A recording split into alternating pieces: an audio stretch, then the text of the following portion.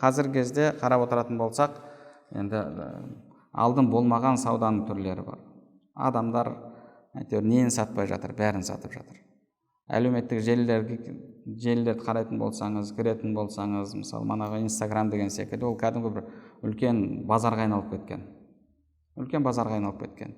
Біреу бір нәрсені сатып жатыр, екіншісі тағы бір нәрсені сатып жатыр, біреу өзінің ойын, біреу мен кел стилистпін дейді, екіншісі кел психологпын дейді, үшіншісі кел бағанағы күйеуіңмен қарым-қатынасың дұрыстап берем дейді. Оның ішінде орамалдағысы бар, орамалда емесі бар, бәрі қосылып кетті. Тіпті өкінішке орай бағанағы орамалдағы қанша қарындастарымыз орамалдың қадірін кетіріп, сондай бір блогерлік деген дүние пайда болды. Жақында бір жақсы сөз оқып қалдым. Қазіргі кезде егер бір ер кісіні қарғамақшы болсаң, ең ауыр қарғы соған әйелің блогер болсын деген сөз дейді. Әйелің блогер болсын деген сөз. Яғни, мысалы мына жақта үйі жайрап жатыр, бала шағасы тамақтанбаған, ол таңертең кешке дейін сәлем инста достар, сәлем достар, бағанағы мен үйтіп жатырмын, мен бүйтіп жатырмын, сіздердің пікірлеріңіз қалай, ойларыңыз қалай деп. Жақында бір сондай бір әзіл көрдім.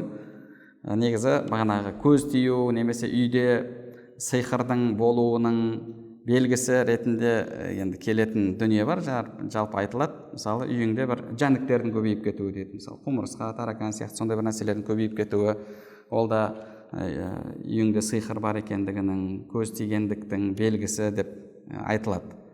Сол бір әйел шейхтан барып сұрап жатыр: шейх, мен үйімде таракан, құмырсқа көбейіп кетті, сол үйде бір сиқыр бар ма, көз тиген бе, соның белгісі ме десе, әлгі шейх айтып жатыр дейді: жоқ, ол сенің салақтығыңның белгісі, сен инстаграмды қой, чаттың бағанағы ватсапты қой, телефоныңды таста да үйіңді жақсылап уборка қыл деп.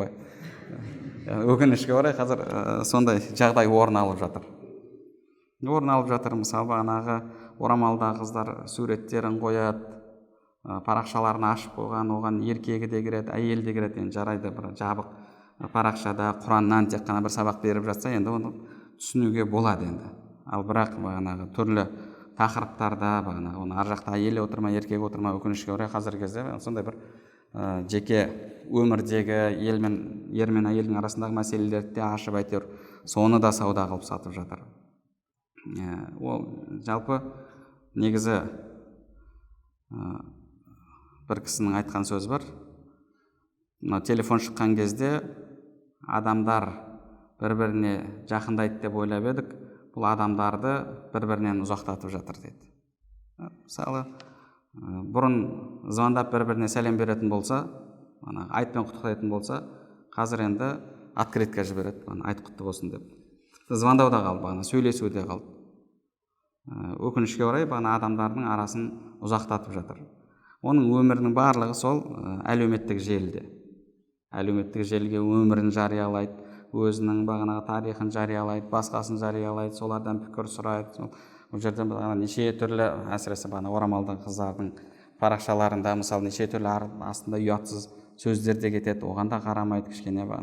Негізі ер адам бұл мәселені қолына алуы керек. Егер қызы, әпкесі, қарындасы, әйелі сондай сынаққа ұшыраған болса, негізінде егер бұны қолға алмаса, онда ол дәйістік болып табылады.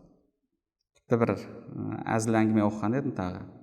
Бір адам айтады: мен әлеуметтік желіде қалай өмір сүрсем, достарыммен қалай аралассам, солай араласып көруге тырыстым дейді, адамдармен. Сөйтіп көшеге шықтым дейді. Көшеге шығып бағанағы фотоальбомымды алып алдым дейді, семейный фотоальбомымды. Сонымен біреу тоқтатам дейді. 1 минутқа бола ма? Иә. Ашып, сізге қайсы мына сурет ұнайма, немесе мына сурет ұнайма, қайсысына лайк басасыз деп. Соңымен бетіме бір түрлі болып қарап кетіп қалады, үндемей дейді. Екінші біреуге барамда, сізден ақыл сұрайын деп едім, бүгін кешке қандай тамақ істесем екен деп. Сөйтсең, ол да бетіп қарайды да кетіп қалады дейді. Үшінші біреуге барып. Әлеуметтік желіде не істейді? Адамдардың солай ғой. Суретін қояды, мына жерде бағанағы семьямызбен, мына жерде мынадаймыз, немесе бағанағы құрметті оқырмандарым, не ойлайсыздар? Бүгін қандай тамақ істесем екен, бүгін не істесем екен, неге кеңес бересіздер? Тура солай көшеге шығып, солай істеп көріп едім деді. Адамдардың бәрі маған таңырқап, мынау ақыл есінен адасып қалған ба, не жұмысым бар, бұның семейный бағанағы отбасылық суретінде кешке не тамақ жеді, ода не жұмысым бар деп адамдар таңырқап кетті дейді. Сөйтіп өмірде, шынайы өмірде тура сол әлеуметтік желіде дос таба алмадым дейді. Менімен араласып ары қарай сол менің пікірімді, бағанағы суретімді басқаны бөлісетін, қарайтын бірақ екі дос таптым дейді. Бірі бағанағы психбольницаның қызметкері, екіншісі участковый дейді. Бір түрлі адамды мен артыма түсіп алды екеуі дейді. Өкінішке орай тура сол нәрсені біз неде істеп жатырмыз қазір әлеуметтік желіде адамдар осылай істеп жатыр.